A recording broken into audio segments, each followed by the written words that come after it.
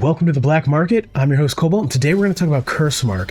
This is an isometric top-down action roguelite from Clyde Games, the developers of Into the Necrovale. And it's doing something pretty cool that I haven't quite seen before. So let me get into it and show you guys what I mean. If you played Into the Necrovale, you already kind of know the vibe. Dense system, build variety that varies, pixel art that's doing more than people give it credit for. Cursemark is that same design philosophy taking a bigger swing. Your cursed mage-knight in a dark fantasy world called the Unknown Land. Isometric action roguelite. On paper, that describes about 100 games on Steam right now. What makes this one worth your time is the rune system. Every ability you have, spells, wards, attacks, and your ultimate have rune slots. As you move through a run, you're finding runes and slotting them into those abilities. And each rune doesn't just change the numbers, it changes the way the ability behaves. Same spell, different rune, completely different behavior. The ability is the foundation, and the runes are what you build on top of it. The closest thing I can think of comparing it to is the legendary system in Diablo 3 and 4. You pick different legendary items, and they would fundamentally change how specific skills acted. Cursemark is working in that same territory, except with runes slotted into your abilities themselves instead of equipment. You can mix and match runes to even further alter your abilities. Effects,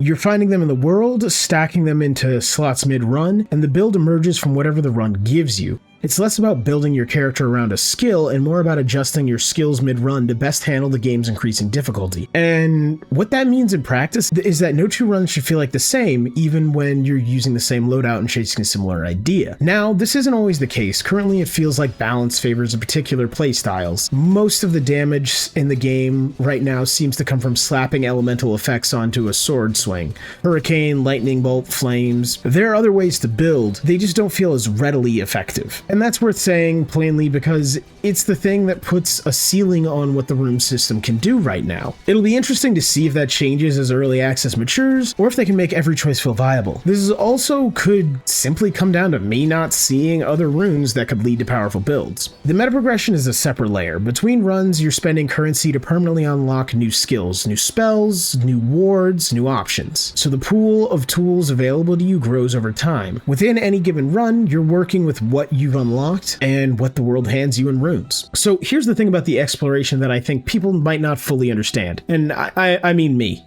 I'm the people in this instance. Every room you clear raises the difficulty of what comes next. Not by draining your health or your resources, no. It increases it by making the world itself harder. So every room is a decision. You're not just moving through the space, you're deciding how much difficulty you're willing to stack before you get to the next boss or checkpoint. And that's where the shortcuts come in. As you play, you unlock permanent shortcuts through the world that let you bypass rooms entirely. And that sounds like it's convenient, something like you would find in a Metroidvania, but it's not. It's a build decision. Because now you're asking yourself which rooms are worth the difficulty increase that they cost for you to go into them, and which ones you can afford to skip. The route you take through the map becomes part of how the run plays out. Because in each of these rooms, there are things that could make you more powerful, but you're also paying with an increased difficulty. Is that power going to outweigh that difficulty increase? Shrines work inside the same loop. Find one, upgrade a rune you've slotted into an ability, and you're pushing that ability meaningfully further mid-run. On top of that, you can upgrade shrines, so certain ones can allow you more upgrades, and that stays. That is meta progression, not simply in-run progression. And the path you take determines which shrines you hit, which means the path determines how your build develops. Nothing about exploration here feels like filler. It all feeds back into the same system. What's actually in the game right now? 3 biomes at launch. The developer had a demo out before they launched, and the swamp biome wasn't in it. So there's content you haven't seen previewed anywhere else. The roadmap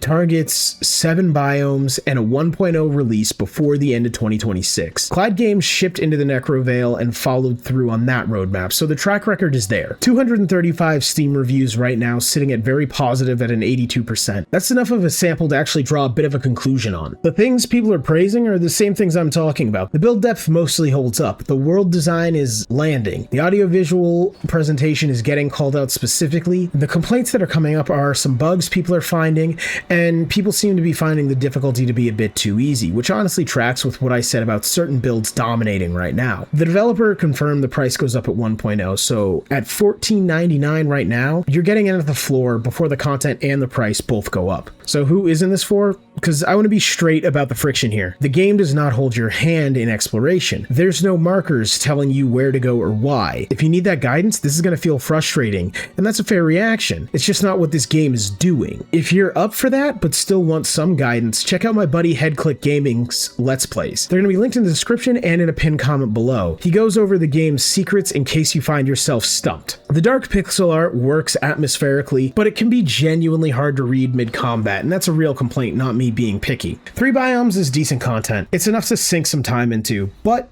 if you need a finished game, you're probably looking at 6 months to a year before that hits 1.0.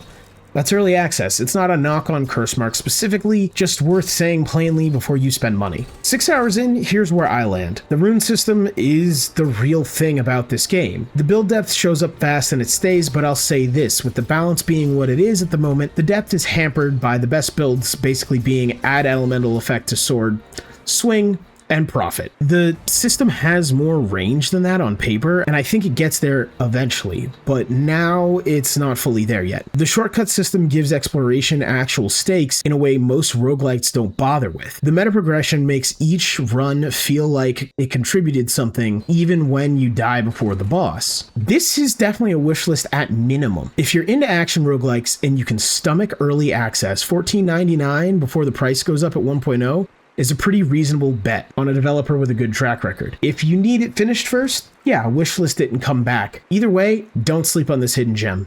If you made it this far in the video, a like and a sub would be greatly appreciated. I'm trying to grow the channel right now and every little bit helps. Be sure to hit that notification bell so you don't miss my next video. I stream Wednesdays, Thursdays, Fridays, and Saturdays, so feel free to stop by and say hi. As always, guys, I'll be back later in another video. Peace out.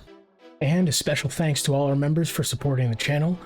You guys are what allows me to keep making these videos and doing what I love, so thank you.